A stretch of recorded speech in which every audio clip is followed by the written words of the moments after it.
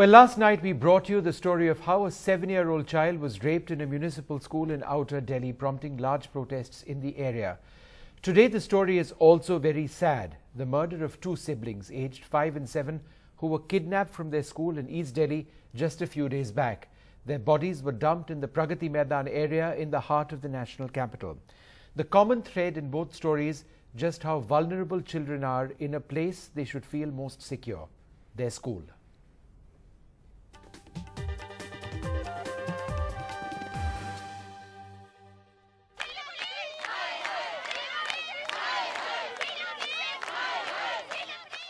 Angry mothers taking to the streets, demanding to know how the police intend to provide security for their children. This after two heavily decomposed bodies of siblings were found in Pragati Maidan, in the heart of the national capital.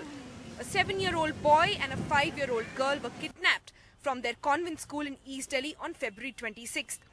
While school rules say young children can only be picked up from school by their parents or designated guardians, the siblings were allowed to leave the school with someone else.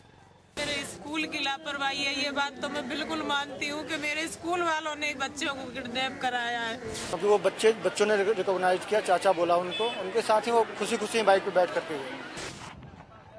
The incident follows close on the heels of a report of a 7-year-old girl being raped at an NDMC school in northwest Delhi, which also saw violent protests in the area. The New Delhi Municipal Corporation, which runs the school, suspended 5 school staff members, including the principal and the school inspector, for their utter neglect. Police say they have questioned several men, including some male teachers and also some parents and guardians who had access to the school that afternoon. They are also preparing a sketch through the help of the victim, and besides looking for the accused, police are also probing the culpability of the MCD school authorities since this horrific tragedy took place within the premises of the school. अभी investigation हमारी focused है उस school में जितने भी लोग हैं जो स्कूल से कनेक्टेड हैं, चाहे वो टीचर्स हों, चाहे स्टाफ हों या स्कूल की किसी भी एक्टिविटीज से जुड़े हुए लोग हों। हमारी इन्वेस्टिगेशन में हम उन सभी लोगों को क्वेश्चन कर रहे हैं जो कि जिनका एक्सेस स्कूल में हो सकता था। 2 days, 2 protests and a double shocker for the national capital. An ordinary day to school turned out to be the kids' worst nightmare. But as the anger is spilling on the Delhi police on the streets of the national capital, many are questioning the role of the school authorities. From east to west, an MCD school or a private one, people are now questioning, are our kids safe inside our schools? In New Delhi with Tanma Biswas, Sonal Mehrotra, NDTV. Are our kids safe in their schools? That's a story. That's a concern of lakhs of parents, not just in the national capital, but all over this country. And the numbers are quite frightening. And if we're going to focus in Delhi for the moment, that's because the common thread between these two stories that we've been bringing you, the story yesterday of a 7-year-old child who was raped in a municipality school in Delhi, and the story today of the murder of 2 children, 2 siblings, because they were kidnapped from their school, which eventually resulted in their murder. The strand is common. It is the safety of children in their schools. Joining us to discuss this, Dr. Kiran Walia, Minister for Women and Child Development and Social Welfare in the Delhi government, Neena Naik, member of the National Commission for Protection of Child Rights, and Onika Mehrotra, the principal of Kalka Public School here in New Delhi. Well, I spoke to Dr. Walia a little while earlier on, and I began by asking her about her reactions to this latest tragedy. 2 siblings, 5 and 7, kidnapped from their school and then murdered, their bodies dumped in the heart of the national capital in the Pragati Maidan area. Not only shameful, but it's, something that one can't comprehend at all. It's incomprehensible.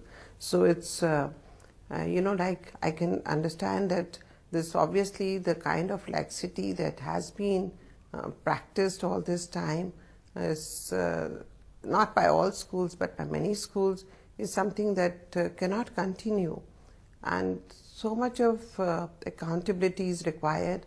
Our Delhi Commission for Child Protection Rights is already processing and finalizing the rules which the schools have to observe, or any homes under whose care and protection the children are. But Dr. Walia, do you at times feel helpless because the media just keeps discussing this? Politicians come out with statements. Yes, laws exist, these laws are getting better, but nothing seems to change. Children remain as vulnerable today in the national capital as always. I won't say full helpless. I think nothing should ever make us helpless in the face of, however complicated an issue. Delhi is also a kind of a transit for, children who are being trafficked. It's both a destination, but so much as a transit route. So we have to, coordinate with the neighboring states, maybe Jharkhand, West Bengal, and so on, from where a number of children are coming. But 60% of rape cases, unfortunately, are minor girls. And we as Delhi government are also, now on the verge of establishing fast-track courts for children also. You speak about fast-track courts to deal with cases involving children, but how soon do you expect this to be implemented? Because what you're saying is very significant. No. Very soon, assure me. Our proposal from the WCD department is ready, because there is already a model for this. The one High Court judge has already prepared, and which we'd like to follow and implement, because we cannot put this child in a hostile environment and a very unfriendly environment. So you're referring to the hostile environment in court that children are sometimes exposed to. That's what you're referring to. Hostile environment in court, hostile in the sense that a small child should not be made to identify. A small child can only be through teleconferencing, it can only be through different means. So there is already a protocol for that. And once the situation is there, then you have to somehow tackle it. You can't just say that it doesn't exist. So it's time that, children's rights are severely and very seriously protected. Yes. Okay, well, and I feel I share the agony, and beyond that, our duty is not only to share. As government, we have to provide means to address the issues. But I would also like to appeal through your channel that it's as much a responsibility of parents. They also have to be careful how they're sending their child to school, how they're collecting the child from the school. Well, let me just bring in Neena Naik at this stage. Neena, the statistics are horrific. Delhi has the highest rate of crime against children, 2011. 4,250, this is the National Crime Records Bureau statistics, 4,250 reported crimes against children in Delhi in 2011. Delhi ranked number 2 in the number of children kidnapped in 2011. 3,528 child kidnapping cases in Delhi. And you heard Kiran Walia there speak about how Delhi is a transit point for a lot of vulnerable children. Just how bad is it in our national capital? Because these must be some of the worst statistics that exist not just in India but in the world. Yes. At the National Commission, we are very, very perturbed. We are very disturbed. How is the kind of criminalization this is happening? How is it happening? Why are the numbers increasing? And one is, are we only looking at response mechanism, or have we done something to prevent it? Yeah. That is what we need to really dialogue about it. And these two incidents in Delhi and the one in Maharashtra, Bandara, are simply unpardonable. Within a protective environment, parents send children so that they have an education. Should they keep them at home? So within the school environment, how did this happen? I mean, we have wonderful acts. We have now the Protection of Children Against Sexual Offences Act. We have the Juvenile Justice System. Now we have a new scheme, Integrated Child Protection Scheme. Government is coming up with all sorts of responses, but I think it's just not enough. We need to look at out-of-box solutions. Does the police have to do community policing? Does the education department, now it's the Women and Child Development Department, the ministry that is coming up with a protection mechanism. Now, why can't they converge with the schooling? Most of the children are, most of the life spending the time in school, most of the day in school. So I think even protective environments have to be built into school systems, into education department. Then what about the hostels? What about the other boarding schools? I think nowhere a child is safe. I can imagine the agony of these two parents.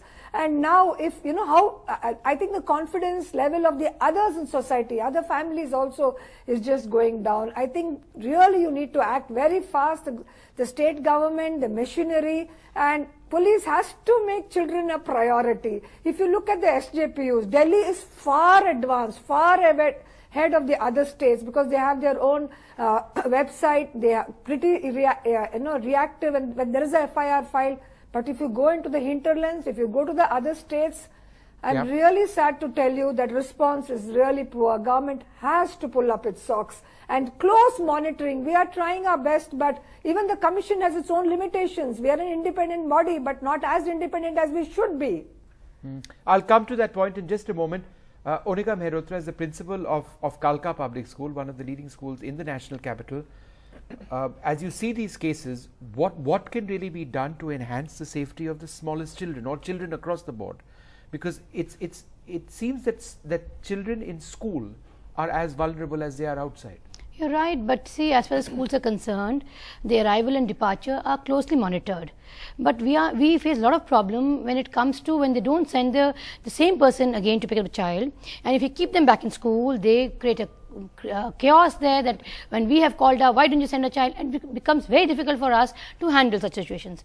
At times they have the cousins coming and picking up. We avoid those kind of situations, but then the parents come the next day that this is not done, we are busy, so on and so forth. Though we have given, as far as I'm concerned, I can tell you that we have given the I-cards to the concerned authorities. Suppose the mother or the father, whosoever is coming, has been given a card which is shown the gate, and only then the child is allowed. This happens when the child has been picked up by the parents. But what happens when the children are picked up by the drivers or the private vehicles? That's the time we are at loss. Yes. How many times can we keep keeping a track who is taking the child? And the moment we stop the child from going back home, and we have to face all the next day they come and create chaos. But the child's card has to be given, has to be in the possession of the person picking up the child. No, even if it comes, there are changes of faces also. Right. And the drivers keep changing. The old one doesn't give it to the new one, and so on and so forth. So even we are facing problem in monitoring it, despite the fact that we've been writing the parents and look at the situation. All we can do is, make sure the children are in the school, and while they depart, a lot of, our teachers are there on the gate till the school gate closed. But we have seen, even if the children are out of the school gate, parents do not come to pick them up also. But it's a valid point. Nina, would you like to just, talk about this? No, I think we have to have very strict. No, I think the school has to have a very strict mechanism. We are doing it, that ma'am. We are doing it. We are doing it. Excuse me, I am running it for last 30 years. We are facing this problem a lot, and you have to bear with us. We are taking utmost care. At times, the relatives keep coming in. No, we are taking utmost care. Make it very clear to these parents. We do that. We do that, but at times they have genuine problems also. And what we do is we verify it from. Excuse me, we verify it from the concerned authorities. On phone call, we can't recognize who's talking, and we can't allow the child to recognize. At times, the child does recognize. Yeah, my uncle hai, ya my cousin hai. No, madam, listen, once the school enters, and once the school enters into your premises, it is your responsibility. I know that, we know our responsibilities, but when it comes to picking up a child, you make the parents understand. You make the parents understand. We have done that. The parents volunteer also. Don't you think we will not do it? Our teachers are equally worried about the same, this part of it. Departures and arrival are... See, this school, no, in this instance, I'll give you an example. A maid came to pick up the child, a new one, and she asked the guard. Guard said, "Sab bachche chale gaye." The mother was a working woman. She called the police. And we had the police people coming in. You talk about larger issues over here, but I think the bottom line is the safety of children. What systems need to be implemented? That comes That's first. Perhaps something that we need to debate first. I'd like to thank both of you for joining us.